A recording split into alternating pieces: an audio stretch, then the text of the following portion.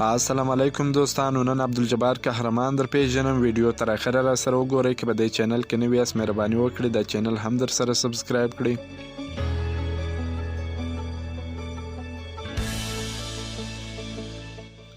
عبدالجبار قهرمان د محمد حسن زوی په کال 1919 د کندهار په سپین بولدک ولسوالۍ کې زیږېدلی دی. قهرمان خپلې لومړنۍ زده کړې همهلته پای ته ورسولې، بیا له همهغه ځایه د خلق دیموکراتیک ګوند حکومت سره همکاري پیل کړه او وروسته یې د ژوند ډیره برخه د پوځي ماموریت په دوره کې د کندهار په میوند ولسوالۍ او هلمند کې تیره کړه.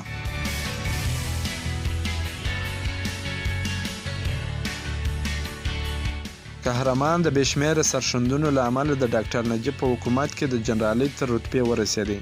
قهرمان نورزی پښتون چې په کال 1961 کې د کابل له عربي لیسې فارغ شو او د لیسنس سند یې په کال 1963 کې د کابل له عربي پوهنتونه ترلاسه کړی و. هغه ډیر وطن دوسته کس و، خلک پرې ګران و، د فقیر بیچاره کارګر او کمزورو خلکو پلوي و. جبار قهرمان یوې ځایي رسنۍ سره په مرکه کې ویلي وه هغه مهال چې د کندهار په میوند ولسوالۍ کې د یوه پوځي افسر په توګه خدمت کوي نو د حکومت له لوري ورته د قهرمان لقب ورکړل شو.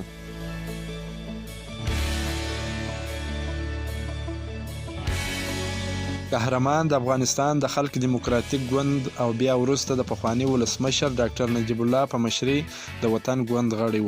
قهرمان د کورنۍ جګړو پر مهال تر څه وخته د کابل کې و او بیا لومړی پاکستان او بیا روسیې ته کډوال شو، خو څه موده وروسته د نوي حکومت په جوړېدو سره قهرمان برته وطن ته راستون شو.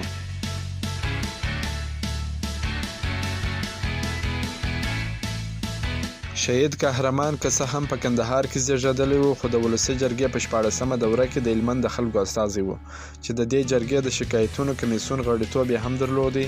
اتل قهرمان په پښتو، دري او روسي ژبې خبرې کولې او یو زوی 2 لوڼې ځینې پاتې شوې. عبدالجبار قهرمان په رسنیو کې د پوځي چارو د کارپو په توګه هم راڅرګندېدی.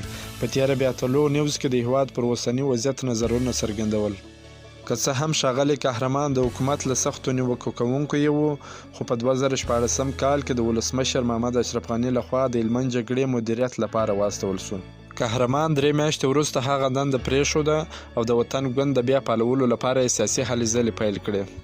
قهرمان د ولسي جرګې د 18مې دورې لپاره بیا ځان کاندید کړی و چې د 1990 کال چهارشنبه د تلې 25مه په هلمند کې په خپل ټاکنیز دفتر کې د ځای پر ځای سوي چاودېدونکو توکو په چاودنه کې ووژل شو او په کابل کې خاورو ته وسپارل شو.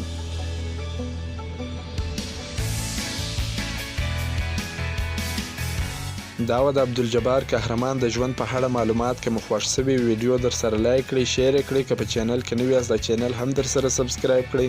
تر بیا د الله په امان.